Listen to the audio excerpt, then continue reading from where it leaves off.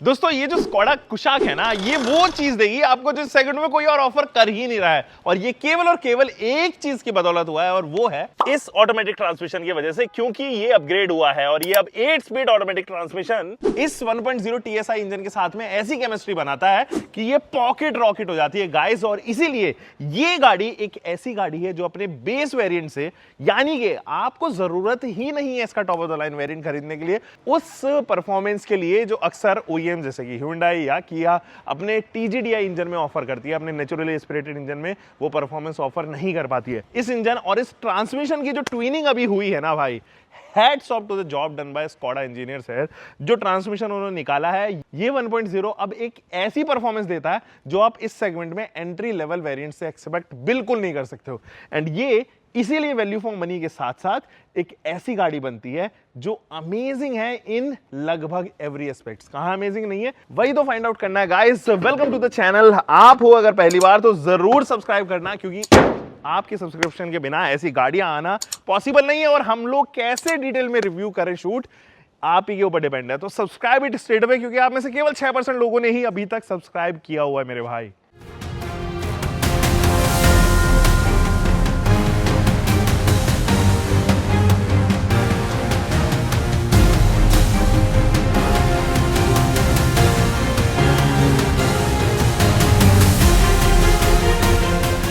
देखो दोस्तों, कुशाक का जो है वो एक फेसलिफ्ट आ चुका है, और पहला फेसलिफ्ट है। उसमें जो बदलाव आए ना वो बहुत ही अच्छे बदलाव हैं। ये और स्लीकर एंड पे हो गई है, इसका जो डिजाइन है और क्लीन सा नजर आता है। इनफैक्ट ये जो हेडलाइट यूनिट्स है, टेल लाइट यूनिट्स है स्पेशली, उनको तो भाई बहुत अच्छे तरीके से स्कोडा ने यहाँ पे बढ़िया कर दिया। मतलब अब ये देखने में तो बहुत अच्छी है, बट क्या ये रोड प्रेजेंस ऐसी ऑफर करेगी जैसा Creta, Seltos, for that matter Sierra offer करती है? मुझे लगता है थोड़ा ऐसा नहीं होने वाला, क्योंकि इसका जो लुक है ना ओवरऑल वो थोड़ा क्रॉसओवरिश लुक है। वो ऐसा लुक नहीं है कि आपको भाई भयंकर वो माचो फील दे दे, वो दबंगई वाली फील दे दे, वो नहीं है। थोड़ी सोफिस्टिकेटेड गाड़ी है, चलाने के लिए बनी है स्पेशली। तो ये जो आप हेडलाइट यूनिट देख रहे हो ना, यहां पर आप देखो DRL और ये हाई बीम वगैरह बढ़िया, ये काम बहुत अच्छा करती है रात में। इनफैक्ट ये जो फॉग लैम्प यूनिट है, ये कॉर्नरिंग लैंप्स का भी काम करती है। तो अगर आपने फॉग लैम्प यूनिट ऑन नहीं की है तो ये राइट घुमाओगे तो राइट वाली ऑन होगी, लेफ्ट घुमाओगे तो लेफ्ट वाली। लेकिन डेडिकेटेडली कोई कॉर्नरिंग लैंप नहीं दी गई है जो फॉग लैम्प यूनिट के साथ भी काम करे। फॉर एग्जाम्पल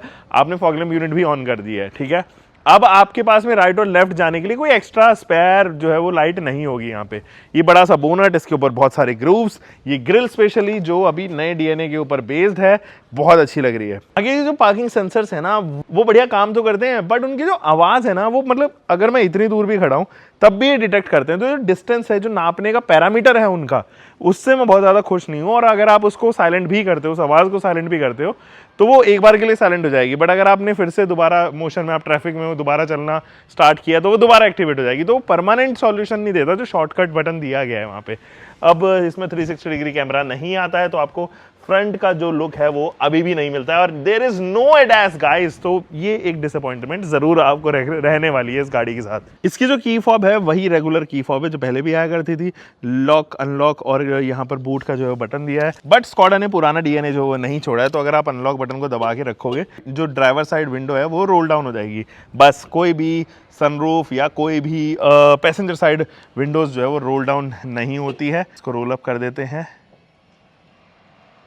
और अगर मैं बीच में छोड़ देता हूँ ना तो विंडो भी वहीं तक रोल अप होती है। हालांकि जो पुरानी वॉक्सवैगन ग्रुप की गाड़ियाँ हैं, स्कोडा ग्रुप की गाड़ियाँ हैं, उसमें कंप्लीटली सारी विंडोज़ जो हैं वो रोल डाउन होती थी।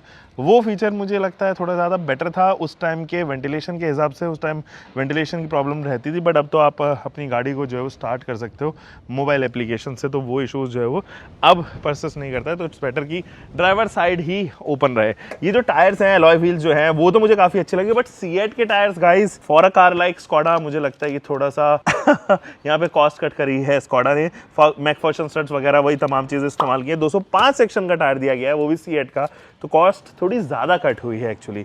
तो 205 सेक्शन दिया गया। हालांकि जब आप इसको चलाओगे तो ऐसा कुछ ज़्यादा फर्क नहीं आएगा 205 और 215 में, शायद आप महसूस भी ना कर पाओ। बट अगर हम सेगमेंट स्टैंडर्ड देखें, इनफैक्ट बिलो सेगमेंट देखें, जो 4 मीटर के अंदर वाली गाड़ी है, उसमें भी आजकल 215 सेक्शन टायर आ रहे हैं। ये तो फिर भी एक मिड साइज कैटेगरी में चलाई जाती है। रेडियल 17 इंचेस टायर्स हैं।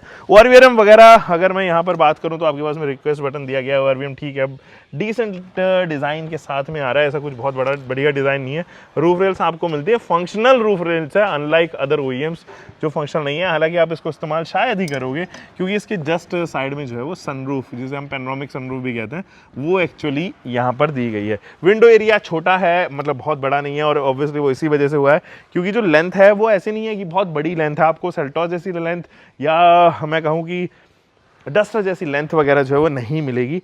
और इसका अनलॉक करूँगा अगर मैं इसको, तो आप इजीली इसके फ्यूल टैंक का एक्सेस यहीं से होते हुए देखोगे। शायद इंटरनेशनल मॉडल में जो है वो डीपीएफ के लिए जगह बनाई गई हो और इसीलिए ये वाला जो स्लॉट है वो पूरा रखा गया है। डीजल में एक्चुअली हो सकता है कि कुछ कंट्रीज़ में या देशों में जो है वो डीजल में आती हो, इसलिए वो वाला स्पेस दिया गया है। एनीवे, पीछे अगर आप देखोगे तो ये स्कॉडा की बैजिंग मुझे बहुत शानदार लगती है और ये लिट होती है, पता है, जब भी आप लॉक अनलॉक करोगे। और ये पता है लिट होती है कब, जब आप रात में लाइट्स ऑटो पे सेट करके छोड़ देते हो, आप लॉक करके जाओगे तो ये पूरा स्कॉडा चमकता है, ये लाइन चमकती है। आपको फॉलो मी होम लैम्प का जो है फंक्शन मिलता है। बेहतरीन लाइट्स जो है वो यहाँ पर स्कॉडा के द्वारा है। बट कोई भी टेल गेट जो है वो आपके पास में इलेक्ट्रिक नहीं मिलेगी, मैनुअल एडजस्टमेंट के साथ में ही है। डिसेंट साइज़ की बूट है, मतलब सामान वगैरह आपका बढ़िया भरपूर आ जाएगा, बट लोडिंग लिप ज़रूर मिलेगी। इस सेगमेंट में जनरली आपको लोडिंग लिप नहीं मिलती क्योंकि नेक्सॉन या सब 4 मीटर कैटेगरी की जितनी भी गाड़ियाँ उनमें लोडिंग लिप ज़्यादा रहती है कंपैरेटिवली। ऑब्वियसली आपको डेप्थ ज़्यादा देनी होती है, बट यहाँ पर स्पेस का क्रंच ज़्यादा है, इसी वजह से जो है वो लोडिंग लिप आपको यहाँ पर महसूस होगी। पीछे भी आपके पास में 3 पार्किंग सेंसर्स ऑफर है एंड यहाँ पर एक कैमरा दिया गया है जिसकी रिजोल्यूशन से मैं बहुत ज़्यादा खुश नहीं हूँ। ठीक है, मतलब ओके रिजोल्यूशन आपको ऑफर मिलेंगे यहाँ पर, हाई माउंटेड स्टॉप लैंप्स वगैरह ये तमाम चीज़ें बढ़िया हैं। चलते हैं अंदर, इंटीरियर्स में बताता हूँ क्या कमियाँ हैं, क्या खामियाँ हैं और क्या चीज़ें ऐसी हैं जो आपको बहुत पसंद आने वाली हैं। देखो, जिन सीट्स में मैं बैठा हूँ ना, वो सीट्स तो बेहतरीन है, उनमें कोई दिक्कत नहीं है। यहाँ पर आपके पास में इलेक्ट्रिक सीट्स मिलती हैं, दोनों साइड ही मिलती है, पैसेंजर साइड भी आपके पास में इलेक्ट्रिक सीट्स मिलती हैं। और यहाँ पर जो है वो वेंटिलेशन फंक्शन भी आता है फ्रंट रो में, बट उन वेंटिलेशन फंक्शन को 2 स्टेप रखा गया है, दैट मीन्स केवल 1 और सिंगल, जबकि और अदर ओईएम्स आपको 3 स्टेप वेंटिलेशन कूलिंग ऑफर करते हैं। यहाँ पर जो है फ्लैट बॉटम नहीं है स्टीयरिंग व्हील पे, और आपको ना थोड़ा हाथ उठाकर तब हॉर्न दबाना पड़ता है। अगर आपके हाथ बड़े नहीं है ज़्यादा, छोटी प्रोफाइल के हो आप, आपकी हाइट 5 फुट 5 इंच या उससे छोटी है, तो आपको थोड़ा सा हॉर्न दबाने में ना परेशानी हो सकती है। कभी कभी कुछ चीज़ें मुझे फेस करने को मिली कि जब मैं गाड़ी को चला रहा था और म्यूज़िक सिस्टम ऑन था और आवाज़ जो है वो डिसेंट, मतलब मिडवे रही होगी, तो मैं हॉर्न की पिच जो है वो सुन ही नहीं पा रहा। तो अंदर या तो कैबिन इंसुलेशन बहुत ही बढ़िया कर दिया है या फिर हॉर्न की पिच जो है वो थोड़ी कम है। मुझे पिच ज़्यादा कम महसूस होती है, तो this is the pitch. Quality बहुत अच्छी है, आपको प्रीमियम वाइब देगी पिच उसकी, लेकिन ऑब्वियसली उसकी जो वोकल्स हैं वो थोड़े से कम नज़र मुझे आ रहे हैं। यहाँ अगर आप देखोगे तो एक ही पुश डाउन ऑप्शन के साथ में आती है, बाकी जितने भी बटन्स हैं वो आपको कंप्लीटली दबा के रखने पड़ेंगे। वहाँ पर विंडो पुश डाउन नहीं है सैडली। इनफैक्ट इस रो में भी ऐसा कोई बहुत एक्सट्रीम प्रीमियम कैरेक्टर तो ऐड ऑन नहीं हुआ है, बट हाँ पहले से अपग्रेड हुई है। तो यहाँ पर देखोगे कि यहाँ पे डायमंड इफेक्ट या नर्लिंग इफेक्ट हम जैसे कहते हैं वो दिया गया है, सैटिन फिनिशिंग है थोड़ी सी, यहाँ पे थोड़ी सी हार्ड प्लास्टिक इस्तेमाल होगी और यहाँ पे स्कॉडा की बैजिंग जो दी गई है। हो सकता है आने वाले टाइम में इसमें थोड़े स्क्रैचेस ज़रूर बिल्डअप हो जाए, बट ओवरऑल यहाँ पे क्रोम लाइनिंग जो है वो आगे तक जाती है एंड ये हार्ड प्लास्टिक का यहाँ पर इस्तेमाल किया हुआ है, तो ये बेहतरीन लग रही है। कुछ ऐसा डैशबोर्ड पे भी ज़्यादा सामान वगैरह रखने की जगह नहीं है, यहाँ पर एक है, तो शायद ये आप कभी इस्तेमाल भी करो क्योंकि यहाँ पे मेरा वॉलेट वगैरह भी ज़्यादा नहीं आ रहा है, तो आइडल वगैरह प्लेसिंग के लिए तो बढ़िया है। उसके अलावा तो मुझे नहीं लगता कि कुछ ज़्यादा है। यहाँ पे इन्फोटेनमेंट सिस्टम दिया गया है और ये जो इन्फोटेनमेंट सिस्टम है अच्छा है ये काफ़ी, और इसके ग्राफिक्स वगैरह जो है वो या यूज़र इंटरफेस थोड़ा बदला है, और यहाँ से देख सकते हैं तो ये थोड़ा बदला है। एंड्रॉइड ऑटो, एप्पल कारप्ले वगैरह सब चीज़ें आप यहाँ से एक्सेस कर सकते हो, मतलब वो तो वायरलेसली कनेक्ट हो जाती है, आप एक बार अलाउ करो। आजकल तो सारी गाड़ियों में वायरलेस एंड्रॉइड और एप्पल कारप्ले आ रहा है। ये वाला जो सिस्टम है ना, ये थोड़ा सा फॉल्टी मुझे लगता है। रीज़न बीइंग यहाँ पर आपको ब्लोअर स्पीड कम करने के लिए, ज़्यादा करने के लिए कोई भी हैप्टिक कंट्रोल भी नहीं है।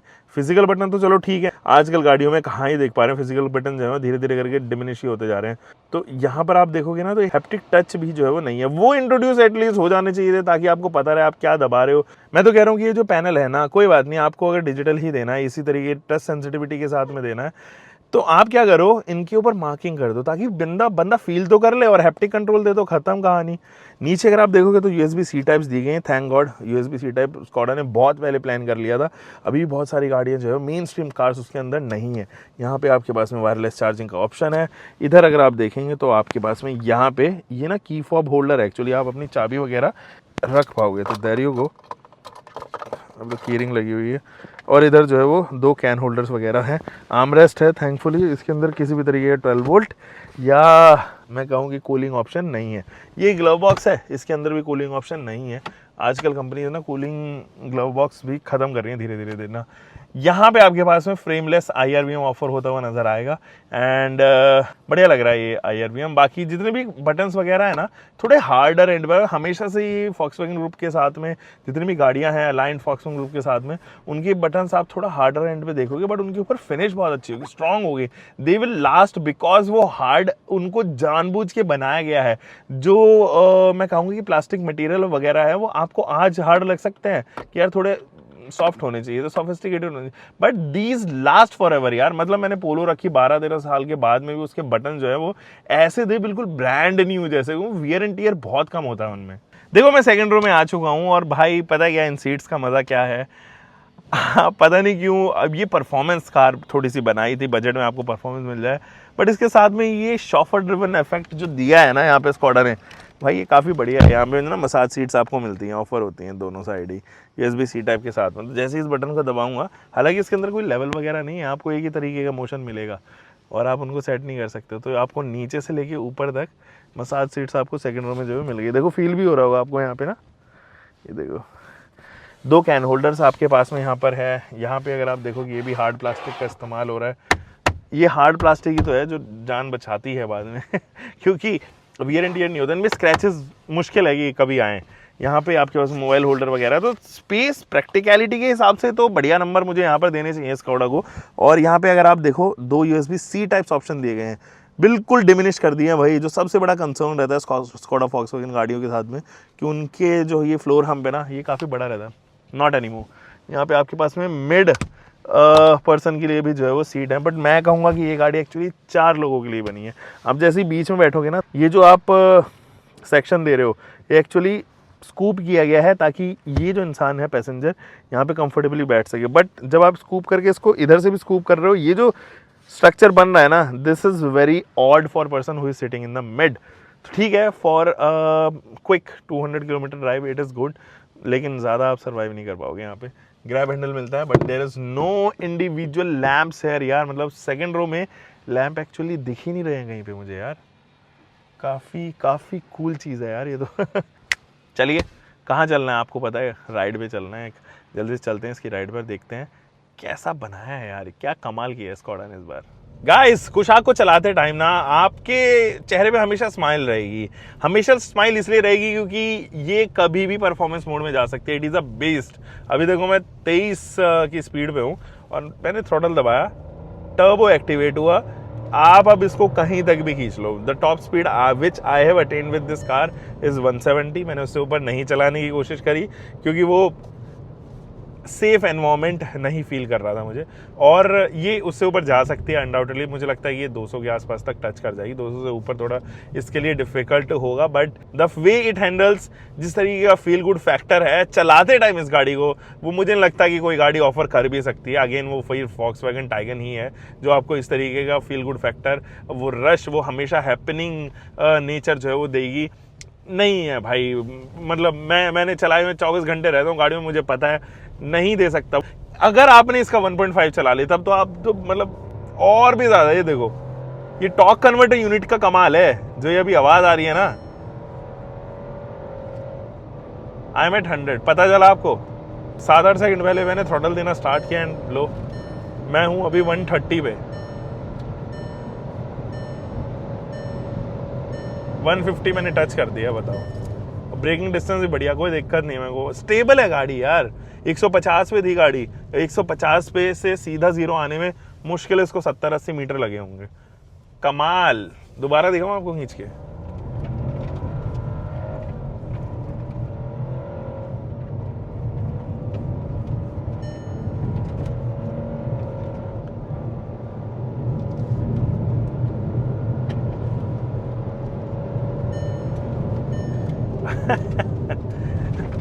इतनी स्टेबल है ना ये गाड़ी, मतलब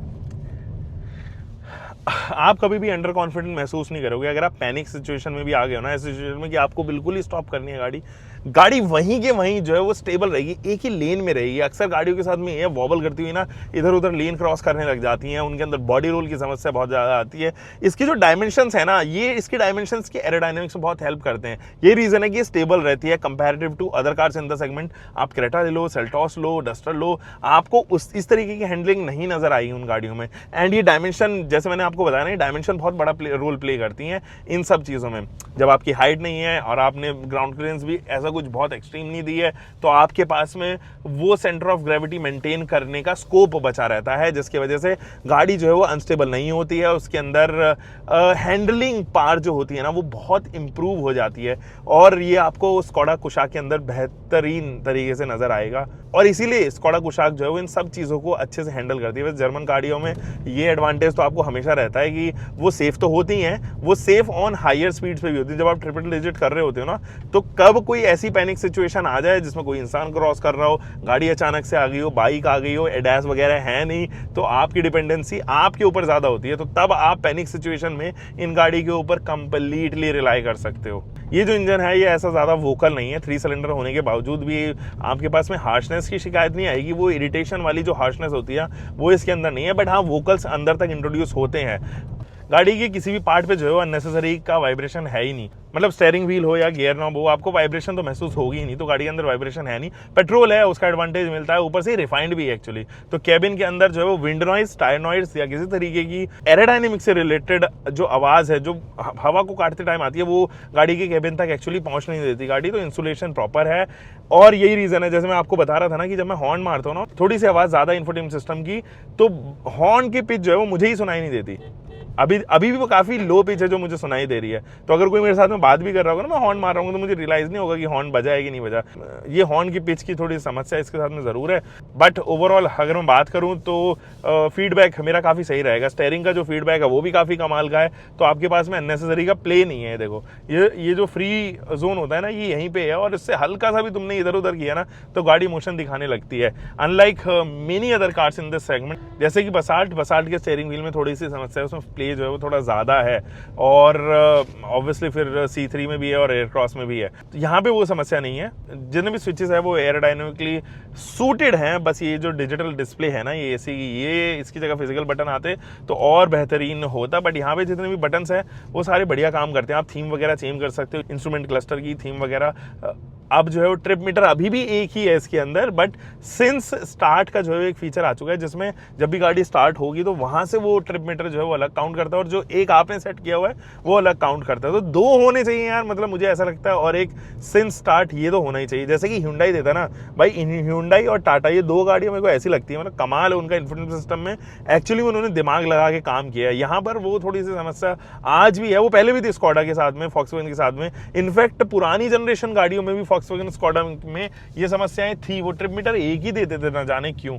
विंडशील्ड एरिया काफी ब्रॉड है, ए पिलर वगैरह पतला है, तो ऐसा ब्लाइंड स्पॉट की समस्या है नहीं इस गाड़ी के साथ में। आप इसको खरीदो, सिटी में भी अगर चलाओगे ना, तो आपके पास में देखो बोनट विजिबल होता है, तो आप मार्केट प्लेसेस में भी जा रहे हो तो कहीं से भी टच होगी, आपको रियलाइज होगा कि किस पॉइंट तक जो है वो आप उसको आगे बढ़ा सकते हो गाड़ी को। सीट्स आर कंफर्टेबल, मुझे मजा आ रहा है। मैं वेंटिलेटेड सीट्स को ऑन कर देता हूँ, हालांकि वो 2 स्टेप वेंटिलेशन के साथ में ही आ रही है। कोई भी एडैस फंक्शन नहीं है, तो ये ग्रेट डिसअपॉइंटमेंट होगी उन लोगों के लिए जो अभी प्रो नहीं है ड्राइविंग में, हाईवेज वगैरह पे निकलते हैं। उनको नहीं पता इमरजेंसी सिचुएशंस में आपको कितना कंसंट्रेटेड रहना पड़ता है। तो एडास वहाँ पे ज़रूर हेल्प करती है आपकी। कोई ऐसे इमरजेंसी पैनिक सिचुएशन है तो वहाँ पे ज़रूर हेल्प करेगी, बट इसके अंदर है ही नहीं। जबकि इसके prices top of the line variant में वहीं तक पहुँच रहे हैं जो एडास देने वाली गाड़ियाँ हैं, जहाँ तक पहुँचते हैं। माइलेज के मामले में 10-11 मुश्किल आप खींच पाओगे, बट हाईवे पे I have even jumped to 15 kilometre per litre, तो वहाँ तक तो ये चली जाती है आराम से। उससे ऊपर भी इनफैक्ट आप चाहो तो चला सकते हो। मैं 100 किलोमीटर के स्ट्रेच पे इतना तो मैं निकाल पाया था। देखो अभी उबड़ खाबड़ सड़क है ना, तो खड्डों में सही काम करते हैं ये। हालांकि अभी भी मैं कहूँगा कि थोड़ा हार्डर और स्टिफर एंड पर ही है सस्पेंशन, बट आप मुझे पता है स्कोडा Volkswagen लेने वाले लोग ना, जनरली आप देखना उनका जो बिहेवियर है वो आप देखना, अकेले ही चलेंगे, वो अकेले ही जाते हैं, ऑफिस जाएंगे या पार्टीज में जा रहे होंगे, तो उनके लिए समस्या नहीं है। लेकिन अगर आप एज फैमिली कंसिडर कर रहे हो ना, थोड़े से आपको इसके सस्पेंशन में हार्शनेस नज़र आने वाली है। मैं कहूँ कि स्टिफर साइड पे इसके सस्पेंशन है, सो दैट ये जो बॉडी रोल की समस्या है ना, ये और रिड्यूस की जा सके। अच्छे से हैंडल कर सके गाड़ी, उसके लिए दे गए हैं। But that also has an advantage, जब आप हाईवे पे चलोगे तो वो बॉडी रोल नहीं आती, वो कंफर्ट बना के रखती है। सिटी में अगेन थोड़ा सा स्टिफर ज़रूर है। नाइट विजन के लिए गाड़ी बढ़िया है, कूल है एकदम, और इसका जो एसी की परफॉर्मेंस है ना वो थोड़ी बेहतर हुई है पहले से। मुझे लगता है कि स्कॉडा वॉक्सवैगन ने उसके ऊपर दोबारा काम किया है, उसको रीइंजीनियर रीस्ट्रक्चर जो है वो किया है। पहले वाली जितनी भी गाड़ियाँ थी उनमें एसी के साथ में हल्का सा इशू था। इनफैक्ट ये इशू ना बहुत टाइम से रहा है वॉक्सवैगन ग्रुप के साथ में। जब मेरे पास में पोलो थी ना, वो भी कट मारती थी, उसका कंप्रेसर जो कट मार जाता था जब भी भारी गर्मी होती थी। जैसे ही 45 के ऊपर 42 के ऊपर टेम्परेचर पहुंचता था, भाई साहब वो फेल हो जाता था उसका इंजन। पता नहीं क्यों, हर साल मैं उसमें गैस टॉपअप भी करवाता था, बट वो समस्या उसके साथ में थी। और ये जनरेशन वाइज आप देखो स्कॉडा वॉक्सवैगन ग्रुप की गाड़ियों के साथ में ना थी ये समस्या, बट अब इसको काफ़ी हद तक सॉर्ट कर दिया है, मुझे ऐसा लगता है। चलिए जी, जानते हैं कि ये एक्चुअली आपके लिए बनी है कि नहीं। देखो गाइस, कुशाक क्या आपके लिए बनी है कि नहीं बनी है, चलिए जानते हैं इस वीडियो में। देखो एक चीज और मैं आपको बताना भूल गया, ये जो रेडिएटर है ना इसका, गाड़ी ऑफ हो जाती है और उसके तकरीबन 30 सेकंड 40 सेकंड तक इसका जो रेडिएटर है ना वो एक्टिव रहता है। That is to cool the mechanical parts, उनको जो है वो थोड़ा कूल डाउन कर सके। और आप जब घर जा रहे हो शाम को तो गाड़ी अपना काम भी तो करती है ना, उसको भी तो रिफ्रेश होना है ना, इसीलिए रेडिएटर जो है वो काफी देर तक काम करता रहता है। और ये मुझे काफी अच्छा लगा। और ये ना एक्चुअली आज से नहीं, वॉक्सवैगन ग्रुप बहुत टाइम से दे रहा है, तो कोशिश तो कर रहा है रिलायबल रहने की, लेकिन अगेन वो फैक्टर कहीं ना कहीं जो है वो उनके साथ में जुड़ा रहता है। वॉक्सवैगन, स्कॉडा, मतलब वही जर्मन ग्रुप्स जिनकी मैं बात कर रहा हूँ। Anyway, is this for you और नॉट? कुशाक एक्चुअली उन लोगों के लिए है जो अपने यंग एज में है, अभी वही कुछ 18 से लेके कुछ 40-45 साल की उम्र तक। आपको बहुत मजा आएगा इस गाड़ी को चलाने में। आप अगर ऑटोमेटिक ट्रांसमिशन ले रहे हो, you can even bye out the base variant, मतलब वो 14-14.25 लाख रुपए के आसपास का पड़ रहा है, 14,60,000 के आसपास ऑन रोड अगर मैं बात करूं। और उसमें ना लगभग सारे लिवेबल फीचर्स हैं, इंट्रोडक्टरी प्राइसेस अभी भी एक्टिव हैं, तो आप इस गाड़ी के ऊपर इन्वेस्ट कर सकते हो। ये कुछ ऐसा प्राइस है जो आपको खुश रखेगा अंदर से। कुछ चीज़ें हैं जो आपको नहीं ऑफर करेगा, जैसे कि माइलेज, आफ्टर सेल सर्विसेज में छोटे बिल्स जो है वो नहीं देगा आपको, बड़े बड़े बिल्स आपको लगने वाले हैं। क्योंकि अगर आप छोटी मोटी लुब्रिकेशन भी गाड़ी की कराते हो, क्लीनिंग भी कराते हो ना, तो वो भी स्कॉडा ग्रुप की बहुत महंगी है, वो चीज़ आपको ज़रूर मिलेगा। लेकिन सुकून इस चीज़ में मिलेगा कि आप एक सेफ गाड़ी चला रहे हो, आप एक ऐसी गाड़ी चला रहे हो जो फन टू ड्राइव एलिमेंट के साथ में आती है। आप कहीं पर भी लेके जाओगे इसको, आप थ्रॉटल पेडल दबाओ and you will be ahead. आप 100 मीटर की स्प्रिंट अचानक से मार सकते हो इस इंजन के साथ में भी, जो कि जनरली इस सेगमेंट में और गाड़ियां ऑफर नहीं करती है भाई। तो ये उन लोगों के लिए बनी है गाड़ी जिनका बजट एक्चुअली में 15 लाख के अंदर अंदर एक ऑटोमेटिक ट्रांसमिशन का है, या 13 लाख के अंदर अंदर एक मैनुअल ट्रांसमिशन का है। बट उनको गाड़ी ऐसी चाहिए जो धुआंधार भगती हो, जो ऐसे भगती हो जैसे चीता भागता है। तो इस तरीके की गाड़ी के लिए आप स्कॉडा कुशाक को एनी डे बाय कर सकते हो। अगर आपकी बड़ी फैमिली है, आप मोटे मोटे हट्टे खट्टे हो, आप सेकंड रो में भी बैठते हो, मेरे के लिए फिर आपके लिए और ऑप्शन जो है वो खुलते हुए नजर आते हैं, जिनमें से Kia Seltos would be one such car. हाँ, और अगर आपकी हाईवे ट्रिप्स बहुत ज़्यादा है, this car is meant for you. अगर आप ऑफिस जाते हो और आना जाना आपका ज़्यादा है, अगर आप जर्मन कार लवर हो, this car is actually for you. अगर आप दिल से बहुत ज़्यादा यंग हो, this car is actually for you. अगर आप का मन करता है रात में खाना खाने के बाद में क्विक ड्राइव हो जाए, then this car is actually for you guys. हमें मिलेंगे एक और नई वीडियो में। उम्मीद है कि आपने अब तक सब्सक्राइब कर लिया होगा। Take care guys.